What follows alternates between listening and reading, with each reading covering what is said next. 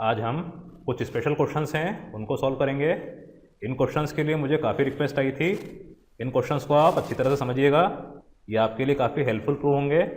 और आपको वीडियो अच्छा लगता है तो प्लीज़ इस चैनल को लाइक, शेयर और सब्सक्राइब ज़रूर कीजिएगा। चलिए हम स्टार्ट करते हैं। यहाँ आपको एक पैसेज दिया है, read the passage given below.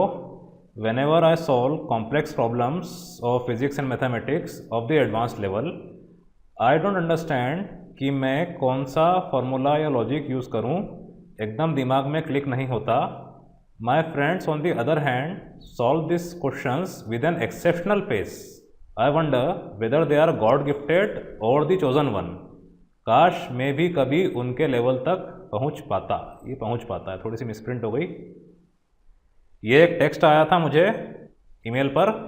मेरा इंटेंशन मजाक उड़ाना नहीं है, पर इस टेक्स्ट के ज़रिए ही कुछ क्वेश्चन है उनके आंसर को देने का है, तो इसीलिए मैंने इसको ऐसा कॉपी पेस्ट कर दिया है। ट्रांसक्रिप्ट बिल्कुल ऐसी है। अब on the basis of your understanding of the above passage answer the following questions. ठीक है, इसको हम देख लेते हैं।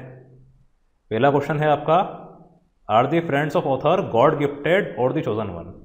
अब देखिए यहाँ पे ऑथर बोला है, राइटर नहीं बोला है, क्योंकि ऐसे बहुत सारे ऑथर्स हैं जो कि अपना फ्यूचर खुद लिखते हैं और इवन लिख रहे हैं। ठीक, इसीलिए हम आपको ऑथर बोल रहे हैं। जिन्होंने भी लिखा है उनको हम ऑथर बोल रहे हैं। अब क्या इस ऑथर के फ्रेंड्स जो कि एक्सेप्शनल पेस से क्वेश्चन सॉल्व कर लेते हैं, कॉम्प्लेक्स प्रॉब्लम सॉल्व कर लेते हैं फिजिक्स और मैथमेटिक्स की, क्या इनके पास सुपर पावर है या गॉड गिफ्टेड हैं? तो इसका आंसर है अ बिग नो। कोई भी गॉड गिफ्टेड नहीं होता है मेरे हिसाब से। आप एग्जाम्पल चाहें तो ले लीजिए थॉमस अल्वा एडिसन का, जिन्हें स्कूल से निकाल दिया गया था एक नोटिस देके, जो कि उनको नहीं बताया गया था। और आज हम जहाँ बैठे हैं, जहाँ पे हमारे आसपास इतनी लाइट्स है, उनका आविष्कार इन्होंने किया है। ये गॉड गिफ्टेड तो नहीं थे, नहीं तो निकाले नहीं जाते। एक और एग्जाम्पल अगर हम देखें तो आपके माइकल फेराडे, जिन्होंने जनरेटर की खोज की थी, ये सिर्फ लेक्चर सुन के उसमें इतने इंटरेस्टेड हो गए थे कि इन्होंने पूरा बेसिक जनरेटर कैसे बनता है, कैसे ऑपरेट करता है, ये जान लिया था। क्या ये गॉड गिफ्टेड थे? बिल्कुल नहीं। तो फर्स्ट क्वेश्चन का आंसर है नो। ठीक, अब second question, is it possible for the author to reach the desired level. Desired level, यहाँ पे इन्होंने जो आखिरी लाइन लिखी है, काश मैं भी उनके लेवल तक पहुँच पाता, मतलब मैं भी इतनी स्पीड में इन क्वेश्चंस को सॉल्व कर पाता। तो पॉसिबल, यहाँ आप कीवर्ड पे ध्यान दीजिए। पॉसिबल है क्या? मेरे हिसाब से किसी के लिए भी कुछ भी इम्पॉसिबल नहीं है, और ख़ासकर ये चीज़ तो इम्पॉसिबल बिल्कुल नहीं है। ऑथर हो या कोई भी हो, अगर आप कुछ करना चाहते हैं, आप मेहनत करते हैं, आप में डेडिकेशन रहता है, तो बिल्कुल वहाँ तक पहुँच सकते हैं। तो इसका आंसर है यस। अगर ये यहाँ पे बोलते कि can author reach the desired level, तो पैसेज के हिसाब से ऑथर क्या है? दुखी है। तो हम एक बार सोच सकते थे कि इसका आंसर नो होता, पर पॉसिबिलिटी की बात कर दी है तो बिल्कुल यस है, ऑथर पहुँच सकता है। Then third question, what opinion do you form of the author's melancholy. Author का दुखड़ा, ऑथर दुखी क्यों है, इसका ओपिनियन आप क्या फॉर्म करते हैं? ये क्वेश्चन थोड़ा सा ट्रिकी है। देखिए, इसमें आप ये समझिए कि वो क्या रीजंस हैं जिसकी वजह से ऑथर ना खुश है। हम जैसा पैसेज में देख पा रहे हैं, ऑथर अपनी तुलना उसके फ्रेंड्स के साथ कर रहा है। जाहिर सी बात है, आप कभी भी अपना कंपैरिजन किसी के साथ करते हैं और वो कंपैरिजन किस तरह का है, अगर ये नहीं समझते हैं तो वाकई में आपको डिसअपॉइंटमेंट होगा। इधर फिजिक्स और मैथमेटिक्स के क्वेश्चन भी सॉल्व करने की बात थी, ये चीज़ ऑथर नहीं कर पाया, उसके फ्रेंड्स ने कर लिया। अब ऑथर ने खुद का कंपैरिजन उसके फ्रेंड से करा, इसीलिए वो दुखी हुआ। आई होप आपको बात समझ में आ रही होगी। तो इसका रीज़न क्या है? Unnecessary comparison, useless baseless comparison. तो यहाँ मैं लिख देता हूँ थर्ड का answer, author's melancholy is due to the making of unnecessary comparison among his friends. और ये आज होता भी है। पड़ोसी का बच्चा इतना अच्छा परफॉर्म कर रहा है, तुम मेरे बच्चे इतना अच्छा परफॉर्म नहीं कर पा रहे हो, तुम ढोर हो, तुम्हारे दिमाग का विकास नहीं हुआ है, उसको देखो वो कितना अच्छा कर रहा है। आप ये रियलाइज़ नहीं करते हैं कि आपका कंपटीशन सिर्फ आपसे है, चाहे वो खेल हो चाहे वो पढ़ाई हो, पर कंपटीशन सिर्फ और सिर्फ खुद से होना चाहिए एट फर्स्ट प्लेस। अगर आप दूसरों से खुद को कंपेयर करेंगे किसी भी चीज़ में तो ऑब्वियसली आपको मेलेंकली मिलेगी। तो competition should be among one self. ऐसा जब होगा तो डेफिनेटली आपका लेवल बढ़ेगा। लेवल बढ़ेगा तो आपको बोलने की ज़रूरत ही नहीं पड़ेगी, आप ऑटोमेटिकली आपके कंपटीटर से compete होते हुए नज़र आएंगे। आज आप 60% मार्क्स लेकर आते हैं, आप खुद को बोलिए कि मैं 60% के लायक नहीं हूँ, मैं इससे अच्छा करके दिखाऊंगा। अगर आप 60 के बाद 61% भी ले आते हैं तो इसमें आपकी जीत है। ठीक, 61% आप ले आते हैं, फिर इससे ज़्यादा की उम्मीद कीजिए तो डेफिनेटली आप कभी ना कभी इवन 100% भी ला पाएंगे। पर कंपटीशन खुद से करें एट फर्स्ट प्लेस। चलिए, इसके बाद है fourth question, is it essential to have an exceptional pace to solve complex problems to be called as chosen, explain. अब ये क्वेश्चन भी थोड़ा सोचने वाला है। देखिए, एक्सेप्शनल पेस का मतलब ये है ऐसी गति जो बहुत कम लोगों की होती है, उससे आप कॉम्प्लेक्स प्रॉब्लम सॉल्व कर रहे हैं। कॉम्प्लेक्स मतलब आप कह सकते हैं लेंदी, कॉम्प्लेक्स आप कह सकते हैं जिसमें एक से ज़्यादा प्रिंसिपल लग रहे हैं, वन और मोर प्रिंसिपल्स। तो बड़ी से बड़ी प्रॉब्लम, पेचीदा से पेचीदा प्रॉब्लम अगर आप स्पीड में सॉल्व कर पाते हैं तो आप क्या सुपर पावर वाले कहलाएंगे, क्या आप चोजन कहलाएंगे या गॉड गिफ्टेड कहलाएंगे? इसका आंसर भी है बिल्कुल नहीं, नो। क्यों? आप देखिए, आपको मैं एक एग्जांपल देता हूँ, 17 × 7। अब आपके दिमाग में एकदम क्लिक नहीं होगा, आपको हो सकता है 2 या 3 सेकंड लगे इसका आंसर देने में, क्योंकि इसको पढ़े आपको टाइम हो गया है। अब यही चीज़ अगर मैं 3rd ग्रेड के स्टूडेंट से या 4th ग्रेड के स्टूडेंट से पूछता हूँ, वो फटाफट आपका जवाब दे देगा। तो क्या 3rd और 4th ग्रेड वाला स्टूडेंट आपसे आगे है? क्या वो चोजन 1 है और आप चोजन 1 नहीं हैं? ठीक, आप खुद सोचिए। इनऑर्गेनिक केमिस्ट्री में एक बच्चा पी ब्लॉक एलिमेंट जो चैप्टर है इसको अच्छे से कर लेता है और वो बोलता है, वो क्लेम करता है आस्क एनीथिंग, और ऐसा करने पे, उससे कुछ भी पूछने पे वो फटाक से आंसर दे देता है। तो क्या वो चोजन 1 है? आप खुद ही सोचिए। बिल्कुल नहीं। उसने इस चीज़ की प्रैक्टिस की है, इस चैप्टर को उसने लिख लिख के अच्छे से समझ के याद किया है, उसने एक्टिव लर्निंग करी है, इसीलिए वो बता पा रहा है। अगर ये चीज़ आप भी करते हैं, थोड़ा सा टाइम देते हैं, तो ये चीज़ आप भी कर सकते हैं। लॉज ऑफ मोशन में एक बच्चा इरोडो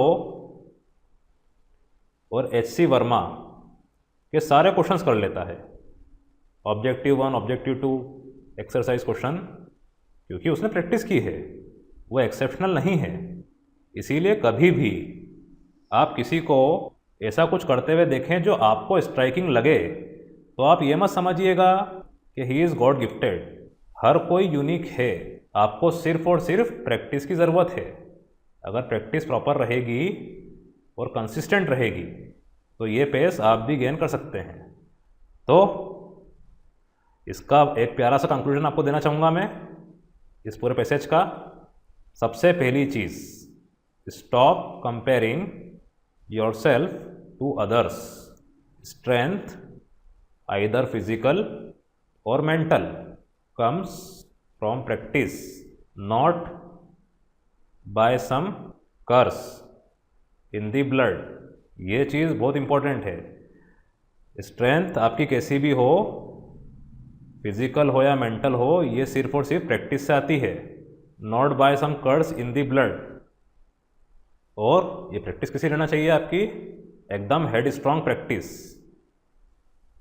कैसी? आपने एक चैप्टर किया, अब कुछ टाइम के बाद आप उसी सब्जेक्ट का दूसरा चैप्टर कर रहे हैं तो पहला चैप्टर भूल गए, ऐसा नहीं होना चाहिए। दूसरा करा, पहला भूल गए, ये प्रैक्टिस हेड स्ट्रांग प्रैक्टिस नहीं है, ये प्रैक्टिस है ही नहीं, बल्कि आपको बेस मजबूत करना पड़ेगा। आपकी नींव मजबूत होगी तो ही आप चोजन 1 बन पाओगे। ठीक, अब नेक्स्ट क्वेश्चन है। इस क्वेश्चन से आपको और अच्छा क्लियर हो जाएगा कि प्रैक्टिस किस तरह की करनी है। क्वेश्चन 1 का ही ये सीक्वल है। इसमें आपसे ये बोल रहे हैं, the mental action of acquiring knowledge and using this knowledge to discover new knowledge is called cognition. Mention some ways to boost your cognitive function. 120 से 150 वर्ड्स तक आपका आंसर होना चाहिए। ठीक है, इसको हम देख लेते हैं। आपने कोई चीज़ पढ़ी, कुछ लॉज जाने, कुछ प्रिंसिपल जाने, आपको कुछ नॉलेज मिला। अब यही नॉलेज आपने यूज़ करके किसी नई चीज़ की खोज की। ऐसा साइंटिस्ट लोगों ने किया। एग्जिस्टिंग प्रिंसिपल से उन्होंने कुछ नई चीज़, सम न्यू प्रिंसिपल्स इन्वेंट किए। कहीं कहीं थ्योरी फॉल्स हुई तो उनको चेंज किया, कहीं कहीं थ्योरी को मॉडिफाई किया। तो ये होता है कॉग्निशन में। अब एज अ स्टूडेंट्स आप क्या कर सकते हैं आपके कॉग्निटिव फंक्शन को अच्छा करने के लिए? अभी हमने बात करी प्रैक्टिस की, तो पहले तो आप ये इंपॉर्टेंट लाइन लिख दीजिए, as usual practice a lot. आपने क्वेश्चन किया, उसमें क्या रूल यूज़ हुआ, कौन सा फॉर्मूला यूज़ हुआ, ये आपने जान लिया। आपने वो क्वेश्चन कुछ दिन वापस से किया, हो सकता है आपके दिमाग में एकदम से वो फॉर्मूला नहीं आए। आप बुक खोलेंगे, फॉर्मूला देखेंगे, एकदम आपको याद होगा कि हाँ ये फॉर्मूला था। अब दूसरी बार ऐसा करने पे वो चीज़ आपके ध्यान में रहेगी, ऐसा होता है। देन थर्ड टाइम जब आप करेंगे तो अल्टीमेटली अगर आपने पिछली 2 बार अच्छे से किया है तो हो सकता है उसके यूजुअल रूल के अलावा, उसके यूजुअल मेथड के अलावा आप कोई और नया तरीका भी उसको सॉल्व करने का सोच सकते हैं। इसीलिए प्रैक्टिस अ लॉट। अब ये कैसे होना चाहिए? तो पहला पॉइंट इसका बहुत ही important, hard work accompanied by smart work. आपको गधा हम्माली करनी तो पड़ेगी, नो डाउट, ये ज़रूरी है, पर हर बार आप गधा हम्माली करें ये भी ज़रूरी नहीं है। आपको थोड़ा बहुत स्मार्ट वर्क भी करना पड़ेगा। अब ऐसा करें कैसे? मान लीजिए आप मोशन पढ़ रहे हैं, kinematics, motion in a straight line, motion in a plane. आपने डिस्प्लेसमेंट टाइम ग्राफ स्टार्ट किया, तो आप क्या कीजिए, पहले इसके 3 क्वेश्चंस इजी, नॉर्मल, लेवल के कीजिए। ठीक, क्वेश्चन इजी है, आपने सॉल्व कर लिया, आपको खुशी होगी। मीडियम डिफ़िकल्टी का है, थोड़ा सोचना पड़ेगा, पर यह है कि वो फॉर्मूला आपके सामने, वो कंसेप्ट, वो थ्योरी आपके सामने जो कि इस क्वेश्चन को सॉल्व करने में यूज़ होने वाली है वो आएगी। इसके बाद आप इसी टॉपिक के 3 क्वेश्चन एडवांस लेवल के कीजिए। एडवांस लेवल कॉम्प्लेक्स प्रॉब्लम जब मैंने बात करी थी, इसमें क्या होगा, आपने जो easy, normal, difficulty question solve करे हैं, इससे आपको फॉर्मूला याद हो गया है, कंसेप्ट क्या लगना है ये समझ में आपको आ गया है। अब आप इतना तो कर सकते हैं कि आपके सामने एक हार्ड क्वेश्चन, पेचीदा क्वेश्चन प्रेजेंट किया जाए तो उसको आप एकदम से इग्नोर नहीं करेंगे, आप उसको अप्रोच करने की इच्छा रखेंगे। अगर आप डायरेक्टली एडवांस क्वेश्चन को स्विच करते हैं शुरुआत से ही, इससे क्या होगा, आपका मनोबल कम होगा। क्यों? क्योंकि आपसे ही एकदम सॉल्व नहीं होंगे। कारण क्या है कि आपने इसके बेसिक क्वेश्चंस नहीं किए हैं। तो इसीलिए पहले आप 2 into 3 क्या होता है ये सीखिए, 4 into 5 क्या होता है ये सीखिए, धीरे धीरे लेवल बढ़ाइए, और उसके बाद 119 into 23 क्या होता है ये करिए। ठीक, आई होप आपको मेरी बात समझ में आ रही होगी। बेस क्लियर होगा तो बड़ी से बड़ी चीज़ आप कर सकते हैं। अब ये होने के बाद आपने 6 क्वेश्चन कर लिए इसके, तो आप मॉडल चेंज करिए। आप अब आइए वेलोसिटी टाइम ग्राफ पे। वही प्रोसेस जो ऊपर दे रखा है एज इट इज़ आपको फॉलो करना है इसके लिए भी। उसके बाद आप आइए एक्सेलरेशन टाइम ग्राफ पे। ठीक, अब मैंने ऐसा क्यों बोला, आप ये जानते हैं कि सबसे पहले सिस्टमेटिकली जिस ऑर्डर को पढ़ाया गया था उसमें पहले डिस्प्लेसमेंट आया था, फिर वेलोसिटी आई थी, फिर एक्सेलरेशन आया था। ये तीनों चीज़ें इंटरकनेक्टेड हैं। पर आपको अगर मैं बोलूं कि एक्सेलरेशन क्या होता है, change in velocity upon time, अब बच्चों को ये नहीं पता कि वेलोसिटी क्या होती है, तो वो कैसे सॉल्व करेंगे? तो जिस ऑर्डर में आपके बुक में टॉपिक्स दिए हैं, खासकर एनसीईआरटी बुक में जो टॉपिक दिए हैं उस ऑर्डर में ही आप पढ़ाई कीजिए। ठीक, इसका भी आपको खास तौर से ध्यान रखना है। तो ये होता है आपका hard work accompanied by smart work. Smart work क्या है? आप स्मार्ट रहें, एकदम हमें एडवांस पे नहीं जाना है, इजी नॉर्मल है, कुछ क्वेश्चंस करना है, कंसेप्ट को मजबूत करना है, फिर इस पे आना है। सिस्टमेटिक रहना है, ये भी स्मार्ट वर्क है। आपने बोला मेरे को तो वेलोसिटी आती है, आपको नहीं आती है, आपको ऊपरी ज्ञान है, तो उस ऊपरी ज्ञान से आप सीधे एक्सेलरेशन के क्वेश्चन कर रहे हैं, तो यहाँ पर आपको सक्सेस थोड़ी मिलेगी। और इवन मैं आपसे ये भी बोलता हूँ, जो बच्चे 11th 12th में पढ़ रहे हैं, जेई नीट की प्रिपरेशन कर रहे हैं, उनको अगर डिस्प्लेसमेंट वेलोसिटी क्या होता है इवन ये भी नहीं पता है, तो शर्माने वाली कोई बात नहीं है। मैंने आपको बताया 17x7, ये एकदम क्लिक नहीं होता है क्योंकि प्रैक्टिस छूट गई है। तो इसीलिए अगर आपको ये नहीं आ रहा है तो आप क्लास 9 की बुक उठाइए, डिस्प्लेसमेंट वेलोसिटी क्या होता है अच्छे से समझ के आइए, उसके बाद ये क्वेश्चंस कीजिए। कोई शर्माने वाली बात नहीं है। आप जो चीज़ कर रहे हैं वो आपके भले के लिए ही कर रहे हैं। दूसरों से कंपैरिजन हमें नहीं करना है, दूसरों को हमें नहीं दिखाना है कि मैं क्लास 9 से पढ़ रहा हूँ। ठीक, अगर आप ये सब कर लेंगे तो मेरी गारंटी है कि सारी चीज़ें खुद पर खुद हो जाएगी, बड़े से बड़ा क्वेश्चन खुद पर खुद हो जाएगा। देन सेकंड पॉइंट है आपका रिवीजन। अब देखिए, रिवीजन सीधी सी बात है, आपने 3 क्वेश्चन कर लिए हैं, अगर आपको लगता है कि इससे ज़्यादा मुझे करना चाहिए तो आप 5 कर लीजिए, कोई दिक्कत वाली बात नहीं है। जनरली मैं प्रिस्क्राइब कर रहा हूँ आपको 3 क्वेश्चन, पर फिर भी आपको लग रहा है कि थोड़ा सा और मुझे कॉन्फिडेंस अपने अंदर लाना है तो 5 कर लीजिए आप, ये भी चलेगा। लेकिन इसका रिवीजन भी आपको करते रहना है। अब वो कैसे करना है, इसमें सबसे अच्छा रिवीजन आपका होगा अगर आप आपके फ्रेंड्स को पढ़ाएंगे। Teach your friends what ever you have studied, जो भी आपने पढ़ा है वो अपने फ्रेंड्स को पढ़ाइए। साथ में आपके छोटे भाई बहन उनको भी पढ़ाइए, यंगर सिबलिंग्स। क्यों? आप 11th में हैं, 12th में हैं, आपके छोटे भाई बहन 8th 9th में हैं, वो भी साइंस पढ़ रहे हैं। आपके दिमाग में से एकदम स्किप हो गया कि वेव क्या होता है, कंपाउंड क्या होते हैं, प्रोबेबिलिटी का फॉर्मूला क्या होता है। आप उनकी बुक जब उठा के उनको पढ़ाएंगे, इससे क्या होगा, जो चीज़ आपने पहले पढ़ी है उसका एक बार रिवीजन होगा, और इस तरह से होगा कि आप दूसरी बार उसको नहीं भूलेंगे। आपने आपके फ्रेंड्स को पढ़ाया यही सारी चीज़ें, displacement time graph, velocity time graph, तो आपने वही questions bar bar again and again solve किया, तो आपके दिमाग को, आपके हाथों को अब ये नॉलेज हो गया है कि इस क्वेश्चन में कौन सा लॉजिक लगेगा। ये भी एक फैक्ट है। आप टाइपिंग करते हैं बिना कीबोर्ड को देखे, तो ये कैसे आपने गेन किया, ये स्किल आपके अंदर कैसे आई? Bye persistent practice. तो यहाँ पे भी आपको इस तरह की प्रैक्टिस आपके अंदर डेवलप करनी है। तो ये कब होगी? जब आप वही क्वेश्चन अपने फ्रेंड्स को अगेन एंड अगेन कराएंगे, यंगर सिबलिंग को पढ़ाएंगे, तो इससे आपके पुराने कंसेप्ट आपको वापस से याद आएंगे। क्योंकि मैथ्स, फिजिक्स, केमिस्ट्री, साइंस और मैथ्स कभी पुराने नहीं होते हैं। इसके बाद आप ग्रुप स्टडी कर सकते हैं। आज आप डिसाइड कर लीजिए कि मैं IUPAC नेमिंग अच्छे से करके आऊँगा।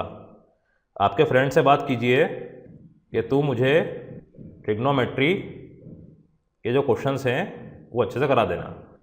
आप IUPAC नेमिंग में जो रूल्स होते हैं वो पढ़कर आए, क्वेश्चंस जो आपने करे थे बड़े बड़े वो करके आए, ये चीज़ आपने फ्रेंड्स को कराई। बदले में उसने आपको ट्रिग्नोमेट्री के कॉम्प्लेक्स क्वेश्चंस कराए। इससे आपने उसको जब पढ़ाया, उसको कुछ नॉलेज मिला, आपका रिवीजन हुआ, उसने आपको कुछ पढ़ाया, आपको कुछ नॉलेज मिला, उसका रिवीजन हुआ। अल्टीमेटली आप दोनों ने ही एक दूसरे का फ़ायदा कराया। आप पढ़ा रहे हैं, आपका रिवीजन हो रहा है, वो सीख रहा है, अगर उसकी वो चीज़ पढ़ी हुई है तो उसका भी रिवीजन हो रहा है।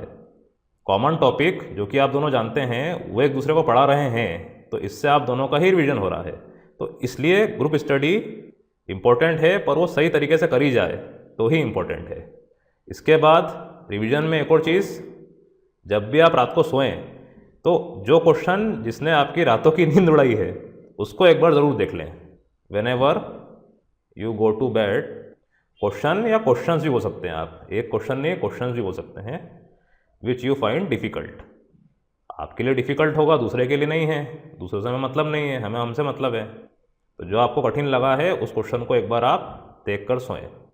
इससे क्या है, आपको नींद अच्छी आएगी, वो क्वेश्चन आपके दिमाग में रहेगा, उसका सॉल्यूशन आपके दिमाग में रहेगा। तो ये चीज़ आपको करना है। देन आपका थर्ड पॉइंट, यही बहुत इंपॉर्टेंट है, आप नींद पूरी लें। Complete your sleep. बहुत सारे बच्चे हैं जो 6-6 घंटे 7-7 घंटे पढ़ रहे हैं, जेई क्रैक करना है, नीट क्रैक करना है, बहुत ही अच्छी बात है। हमारी ब्लेसिंग्स आपके साथ है कि आप ज़रूर क्रैक करें, अच्छे नंबर से क्रैक करें। पर आपकी हेल्थ का भी ध्यान रखें, सबसे इम्पोर्टेंट। आप एक आध दिन, हद से हद 2 दिन रात के 2 या 3 बजे तक जाग के पढ़ सकते हैं, पर इस चीज़ को आप हैबिट मत बनाइएगा, क्योंकि आज नहीं तो कल इसके साइड इफ़ेक्ट आपको दिखेंगे। आप कॉलेज में दाखिला ले लेते हैं ये सब करके, तो हो सकता है कॉलेज में आपको प्रॉब्लम आए, क्योंकि नींद अगर कंप्लीट नहीं होती है तो आपके ब्रेन सेल्स ग्रेजुअली डिटेरिएट, खराब होने लगते हैं। तो वंस और a while it is agreeable to wake till 2 और 4 AM। बहुत सारा तो सोते ही नहीं है but don't make this thing a habit. आपने एक टॉपिक उठाया इंटीग्रेशन। अब इंटीग्रेशन बहुत कॉम्प्लेक्स है, बहुत बड़ा टॉपिक है, उसमें बहुत फॉर्मूले हैं। आपने ये तय किया कि आज रात को मैं इंटीग्रेशन का कत्ल कर दूंगा आज मैं इनडेफिनेट इंटीग्रल को पूरा कर दूंगा। आपका डेडिकेशन बहुत अच्छा है, आप बिल्कुल जगें, 2-4 बजे तक जगें, भले ही रात भर ना सोएं, पर रोज़ ऐसा ना करें कि आज इंटीग्रेशन, कल ये, परसों ये। और आप ये जानिए कि आप इतनी देर रात जग रहे हैं, इसका रीज़न क्या है? इसका रीज़न सिर्फ ये है कि आपने पहले पढ़ाई नहीं करी है। अगर आप शुरुआत से पढ़ाई रखते तो आपको इतनी देर तक जगना ही नहीं पड़ता। तो आपकी स्टडी रेगुलर रखिए। आप 2-4 बजे तक जाग रहे थे क्योंकि रेगुलर स्टडी आपकी नहीं थी, ठीक? तो शुरुआत से ही आप पूरी प्लानिंग करके रखें कि हमें एग्ज़ाम टाइम में नहीं, एग्ज़ाम टाइम के पहले ही जैसा हम एग्ज़ाम में पढ़ते हैं वैसा पढ़ना है। एग्ज़ाम में आप कैसा पढ़ते हैं? बच्चों का वेट कम हो जाता है, खाना पीना कम हो जाता है, सिर्फ और सिर्फ प्रिंसिपल फार्मूले ऐसी नज़र आते हैं। तो ऐसी नौबत भी ना आए। शुरुआत से आप पढ़ाई रखेंगे, आपका बेस अच्छा रहेगा, तो आपको रात को जागना ही नहीं पड़ेगा। तो keep your studies regular to avoid working या स्टडिंग लेट आवर्स, ठीक? देन 4th पॉइंट, आपका खाना जो कि आप खाते हैं वो बैलेंस्ड होना चाहिए। सिर्फ आप दाल रोटी दिन भर खा रहे हैं तो ये चीज़ भी गलत है। थोड़ी हरी सब्जियां भी होना चाहिए। सिर्फ आप मीठा खा रहे हैं, ये भी गलत है। हर चीज़ बॉडी के रिक्वायरमेंट के हिसाब से खानी चाहिए। आपकी एज में, जो कि आपकी ग्रोइंग एज है, आपको सारे विटामिन चाहिए, प्रोटीन चाहिए, कार्बोहाइड्रेट चाहिए, वगैरह वगैरह। तो ये सब किस चीज़ से मिलता है ये जानें और उस चीज़ को आप आपके रेगुलर बेसिस पे लें। कोशिश करें कि घर का खाना ज़्यादा से ज़्यादा खाएँ, बाहर का अवॉइड करें। Try to eat. और अगर आप बाहर रह रहे हैं, रेंट पे रहते हैं, घर से दूर रहते हैं, तो ऐसी जगह का खाएँ जो कि हाइजीनिक है, क्योंकि आपको स्वस्थ रहना, आपको आपका स्वास्थ्य स्वस्थ रखना बहुत ज़रूरी है। तो ही जाके आपका माइंड, आपकी मेंटल हेल्थ अच्छी रहेगी। जो बच्चे बाहर की चीज़ें खाते हैं, तली गली चीज़ें खाते हैं, वो चीज़ अवॉइड करिए। पॉकेट मनी आप बचा लीजिए, save pocket money, but be healthy. अगर आपकी तबीयत ख़राब होती है तो इमीडिएटली डॉक्टर को दिखाइए, उस बीमारी को आपके ऊपर हावी ना होने दीजिए। बच्चे अक्सर ऐसे ही करते हैं, ठीक है सर्दी खांसी हो रही है, हो जाएगी 1-2 दिन में सही। आपकी इम्यूनिटी अच्छी है तो 1-2 दिन में हो जाएगी सही। पर आपको अगर अच्छा नहीं लग रहा है, आप कंफर्टेबल फील नहीं कर रहे हैं, तो पहली फुर्सत में आप डॉक्टर को दिखाएं, डॉक्टर का अपॉइंटमेंट लें और वहाँ पर जाके दिखाएं। डोंट बी अ हीरो, ठीक है? इसका आप ध्यान रखिएगा और घर वालों को एक बार इन्फॉर्म ज़रूर करें। इसके बाद 5वां पॉइंट मेरे हिसाब से, ये बच्चे अगर चाहें तो ऑप्शनल रख सकते हैं। ऑब्वियसली जो बच्चे बाहर रह रहे हैं उनके लिए आई थिंक इतना ज़रूरी नहीं है, उनकी उठापटक हो जाती है। पर जो घर में रहते हैं उनके लिए वो ज़रूरी है कि एक्सरसाइज आप रेगुलरली करें। एक्सरसाइज में आप मॉर्निंग में उठ के 20 से 25 मिनट योगा कर सकते हैं। आपके घर के आसपास ग्राउंड है तो वहाँ थोड़ी रनिंग कर सकते हैं, थोड़ी वॉकिंग कर सकते हैं। इससे ये होगा, आप आपकी बॉडी में गर्मी देंगे, आपके सेल्स एक्टिव होंगे, आपका ब्लड तेज़ी से फ्लो होगा, तो आपकी इच्छा पढ़ने की ओर बढ़ेगी। लेकिन अगर आप बैठे हैं आइडली, कुछ नहीं कर रहे हैं, तो आपको नींद ज़्यादा आएगी। इसीलिए थोड़ा बहुत फिजिकल वर्क भी करें। बहुत ज़्यादा नहीं पर थोड़ा बहुत योगा भी आप कर सकते हैं। अगर आप कहीं पे जा रहे हैं आपके घर से, अगर डिस्टेंस कम है तो बाइसिकल यूज़ कीजिए। Use to decide short distance, ये चीज़ भी बहुत बहुत इम्पोर्टेंट है। आप छोटे मोटे डिस्टेंस के लिए गाड़ी उठा लेते हैं, पेट्रोल आज वो सस्ता हो गया है ये भी आप जानते हैं। तो आप पैसे के साथ साथ आपकी हेल्थ भी बर्बाद कर रहे हैं। आसपास कहीं जाना है आप साइकिल यूज़ करेंगे, आप खुद को फिज़िकली फिट रखेंगे तो आप मेंटली फिट रहेंगे। इसीलिए ये 5th पॉइंट भी बहुत इंपॉर्टेंट है, खासकर उन बच्चों के लिए जो कि घर पे रहते हैं। जो बाहर रहते हैं उनके लिए ठीक है, उठा पटक हो ही जाती है, कोचिंग जाना, कोचिंग से घर जाना, व्हाटएवर। बस यही उद्देश्य है मेरा कि आप आइडल ना रहें। अब इसका last point very very important, इसमें मैं 2 स्टार लगा दूंगा। हालांकि सभी पॉइंट इंपॉर्टेंट है पर यह पॉइंट बहुत कॉमन है, ये होता बहुत है। इसलिए आप हमेशा ये ध्यान रखिए फाइनली कि डिस्ट्रैक्शन इज़ योर डिस्ट्रक्शन। वो सारी चीज़ जो कि आपको भटका रही है, आपकी राह से आपको डिस्टर्ब कर रही है अननेसेसरी, उस चीज़ को अपने ऊपर हावी ना होने दें। उस चीज़ से कोशिश करें कि ज़्यादा से ज़्यादा दूर रहें। आज मेरे यार के भाई की शादी है, जाना ज़रूरी है, बचपन का दोस्त है, लंगोटिया यार है, एग्ज़ाम पास में है तो भी आप जा रहे हैं क्योंकि आपका यार है, उसका भाई है कोई प्रॉब्लम नहीं है, आप जाइए भैया की शादी में। पर अगर आपकी प्रिपरेशन अच्छी नहीं है, एग्ज़ाम पास में है, आपके टॉपिक ही क्लियर नहीं है, आपके चैप्टर्स बचे हुए हैं, तो पहली फुर्सत में मना कीजिए।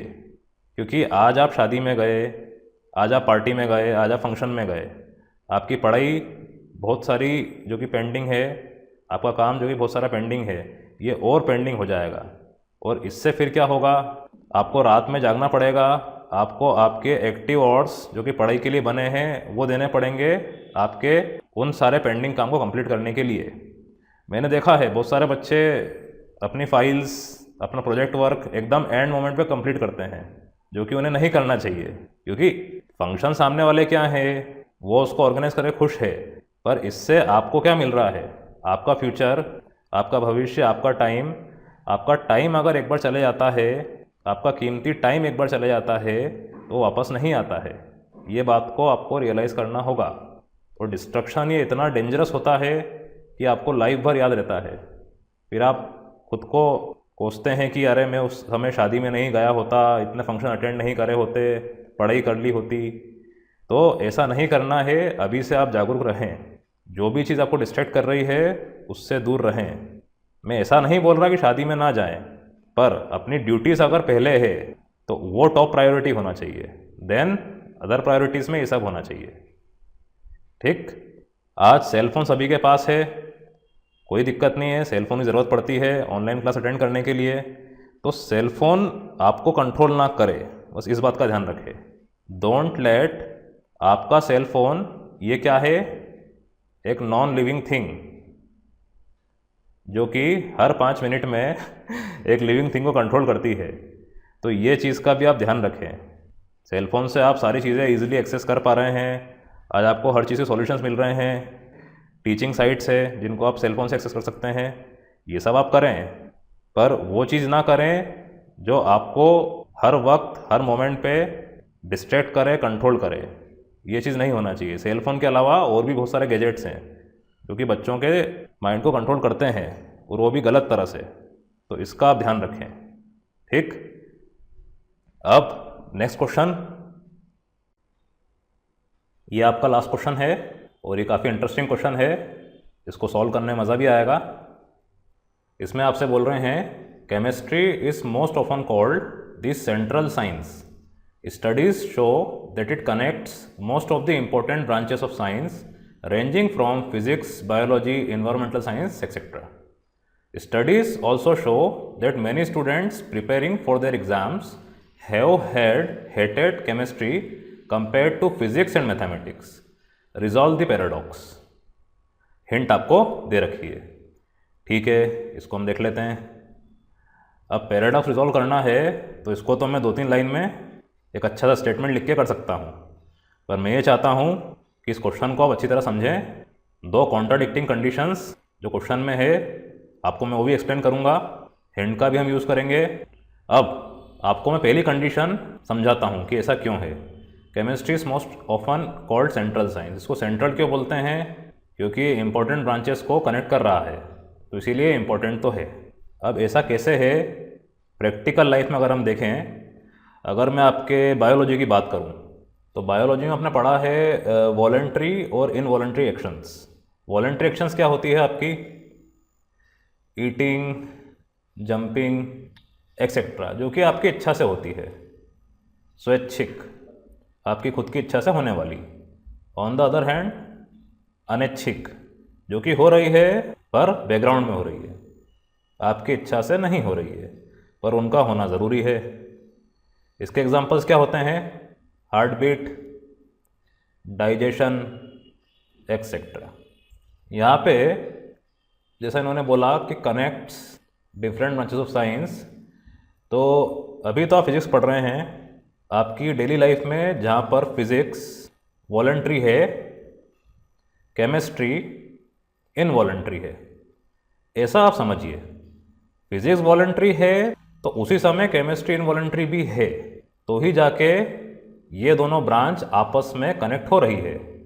अब इसका एग्जांपल जिसमें दोनों ब्रांच कनेक्ट हो रही है, आपने फिजिक्स के हिसाब से रोटी तोड़ी, निवाला बनाया और खाया।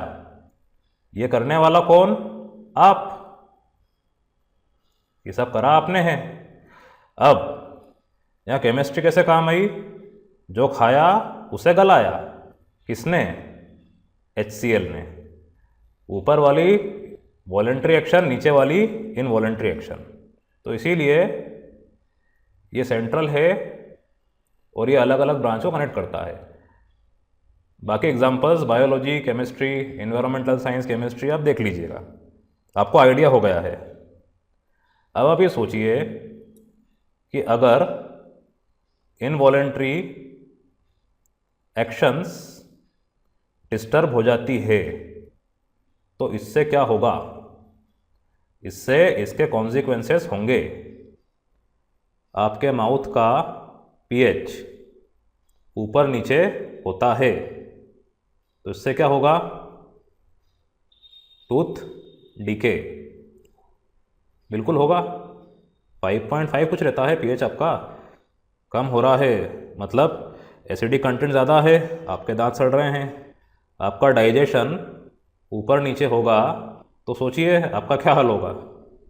जाहिर सी बात है, आप अच्छी से अच्छी डिश खा लेंगे, वो डिश को निकाल देंगे, वो डिश खवाएगी नहीं, आपको मज़ा भी बिल्कुल नहीं आएगा, अच्छे से अच्छा व्यंजन आप नहीं खा पाएंगे। इन एंड आउट ठीक। अभी कैसे होगा ये भी आप जानते हैं, आप बायोलॉजी पढ़ चुके हैं। कहने का मेरा मतलब ये है कि साइंस की हर ब्रांच इम्पोर्टेंट है, वो एक दूसरे को कनेक्ट करती है। इस एग्जाम्पल से आपको मैं सिर्फ ये बताना चाह रहा था, जो इन्होंने पहला स्टेटमेंट लिखा है उसको आपको मैं समझाना चाह रहा था। मैंने सिर्फ फिजिक्स और केमिस्ट्री का एग्जाम्पल लिया है, जिसमें थोड़ा बहुत बायोलॉजी का मैंने यूज़ कर लिया है। अब ये दूसरी लाइन, मैनी स्टूडेंट्स, अब यह ध्यान रखिएगा, many students not all, keyword है आपका ये, मतलब कुछ हैं जो ऐसा नहीं मानते, पर अधिकतर बच्चे ऐसा मानते हैं कि उन्हें केमिस्ट्री बिल्कुल पसंद नहीं आता है। अब इसका कारण क्या है ये मैं लिख देता हूँ यहाँ पे, फर्स्ट स्टेटमेंट का एक्सप्लेनेशन। अब second statement, hate this subject. अब यहाँ पे आप इमेजिन कर सकते हैं कि केमिस्ट्री असल में इनवॉलेंट्री जैसा प्रतीत होता है, सीम्स टू बी इनवॉलेंट्री। जो आपकी हिंट दे रखी थी, time has a wonderful way of showing us what really matters. तो बच्चों के लिए व्हाट रियली मैटर्स वो चीज़ जिसको वो इच्छा से कर पाए, ठीक है। जो इच्छा से नहीं हो पा रहा है वो है केमिस्ट्री, इसीलिए ये इनवॉलेंट्री जैसा प्रतीत हो रहा है। ऐसा टाइम आ गया है, तो हिंट को हमने फॉलो किया। Is useful Indeed, can't see the actual use of it. Students क्या करते हैं? फिजिक्स पढ़ते हैं, मैथ्स पढ़ते हैं। नो डाउट इन दोनों सब्जेक्ट में स्टूडेंट्स को काफ़ी मज़ा आता है, क्योंकि ये दोनों लॉजिकल हैं। आपको फॉर्मूला याद है, कंसेप्ट याद है, उसको अप्लाई कैसे करना है ये पता चल गया है, तो क्वेश्चंस बहुत इंटरेस्टिंग हो जाते हैं, आपके दिमाग की एक्सरसाइज हो जाती है। पर यह तभी होता है जब आपकी प्रैक्टिस अच्छी होती है। फिज़िक्स और मैथ्स ये दोनों प्रैक्टिस बहुत मांगते हैं। अगर आपने प्रैक्टिस बहुत करी है तो जाके आपको इंटरेस्टिंग लगेंगे।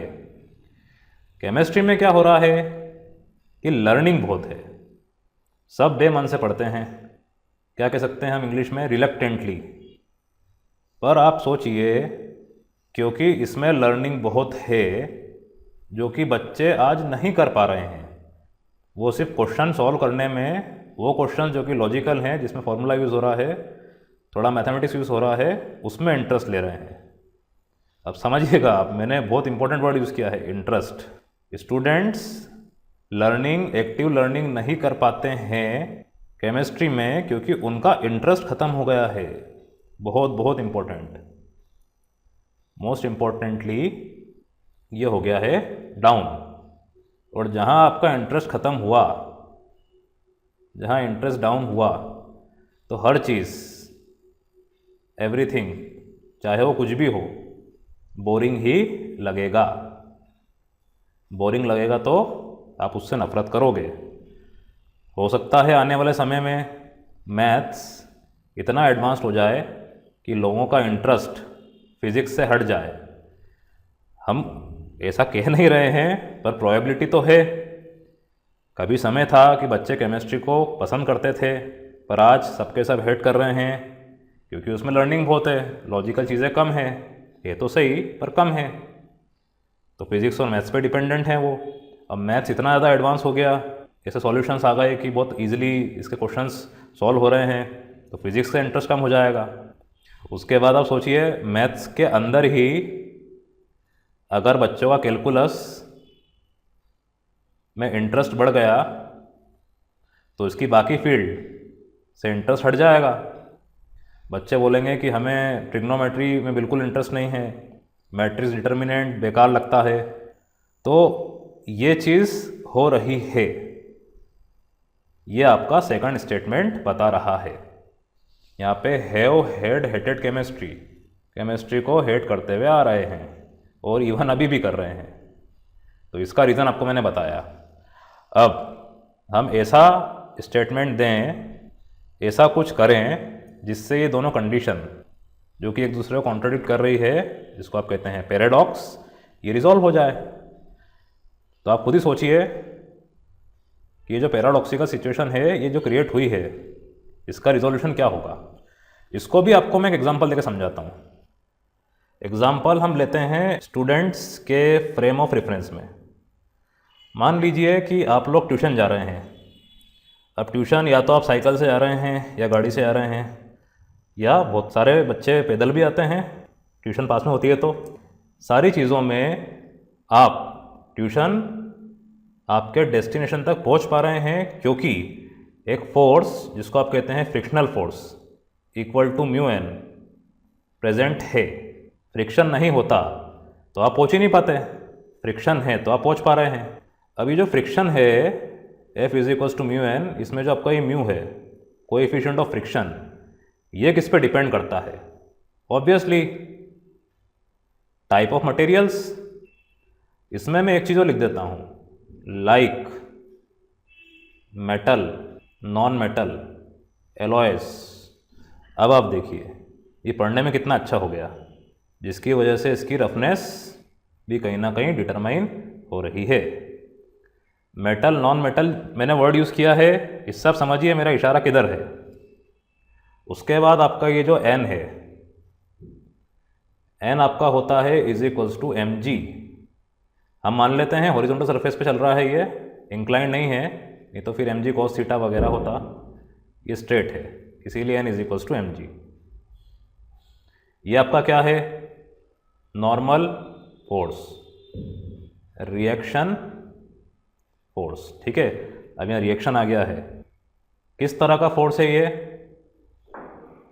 Electromagnetic in nature. अब ये जो इलेक्ट्रोमैग्नेटिक फोर्स है ये किन की वजह से होता है, ये आप सोचिए।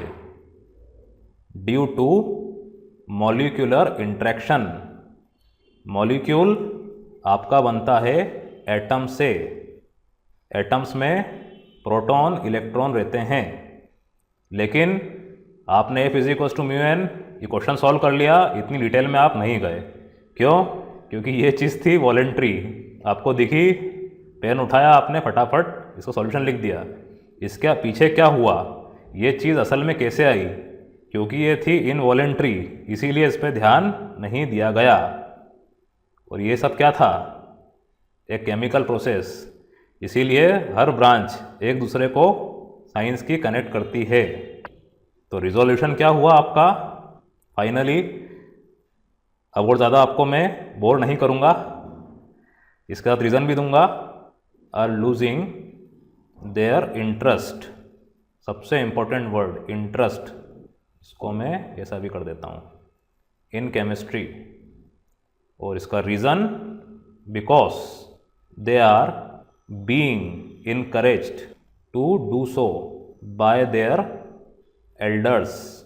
मेरे बड़े भाई बहन कहते हैं केमिस्ट्री बहुत बोरिंग है, ऑर्गेनिक इनऑर्गेनिक केमिस्ट्री समझ में ही नहीं आता है, छोड़ दो, फिजिकल कर लो, एग्ज़ाम क्लियर हो जाएगी, दैट्स इट।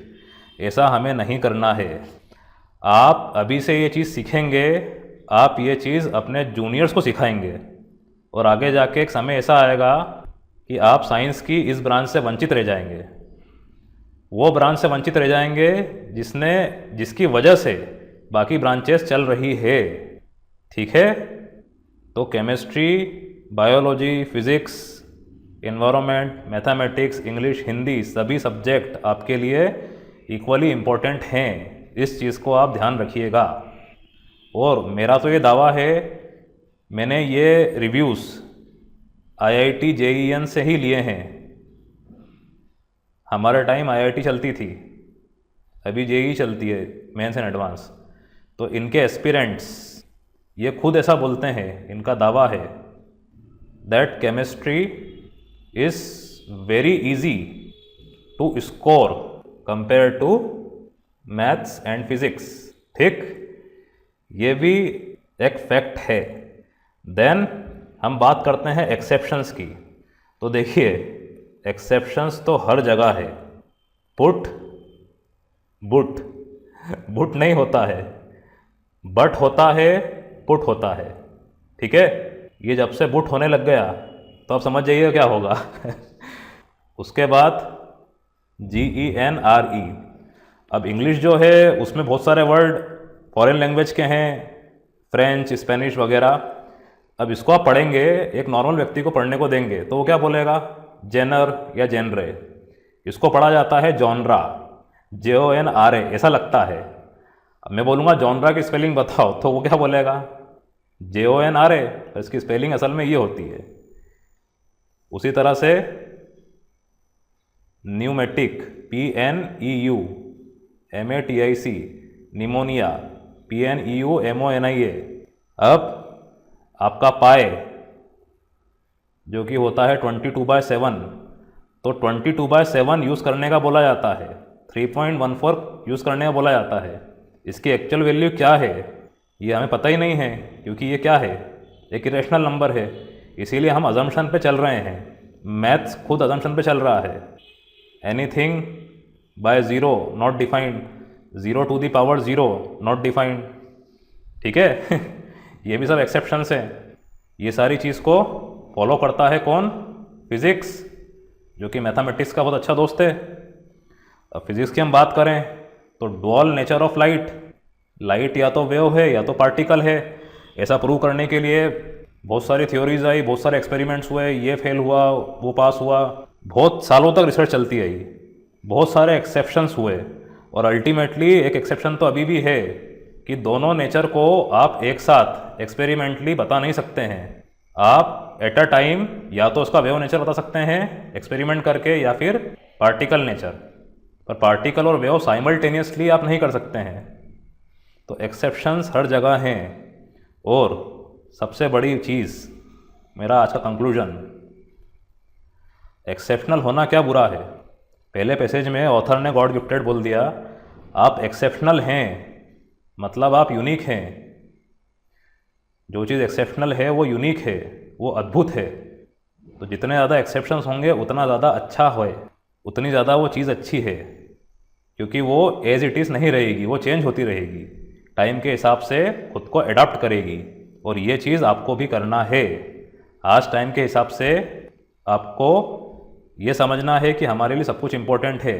आपको कोई चीज़ में इंटरेस्ट नहीं आ रहा है तो ये ध्यान रखिए कि आपके घर में ऐसी सब्जी बनती है जो आपको पसंद नहीं है तो भी आप खाते हैं, ठीक है, क्योंकि वो आपकी सेहत के लिए ज़रूरी है। तो ऐसे ही सारे सब्जेक्ट आपके लिए बहुत ज़रूरी हैं। तो develop the interest, that's it, इससे ज़्यादा बड़ा कंक्लूजन नहीं। अब जाते हुए मैं आपसे बोलूँगा कि आपको अगर ये वीडियो पसंद आया है तो प्लीज़ इस चैनल को लाइक, शेयर और सब्सक्राइब ज़रूर कीजिएगा। अगर आपको केमिस्ट्री में इंटरेस्ट लाना है मुझे आप कमेंट करके बताइए, मैं आप लोगों के लिए एक सेपरेट वीडियो बना दूंगा कि केमिस्ट्री कैसे पढ़ी जाए, फिजिकल, इनऑर्गेनिक, ऑर्गेनिक, इसमें आपका अप्रोच क्या रहे, डिटेल बाय डिटेल आपको बता दूंगा। तो प्लीज़ मुझे कमेंट या ईमेल के थ्रू बताएं। Thank you.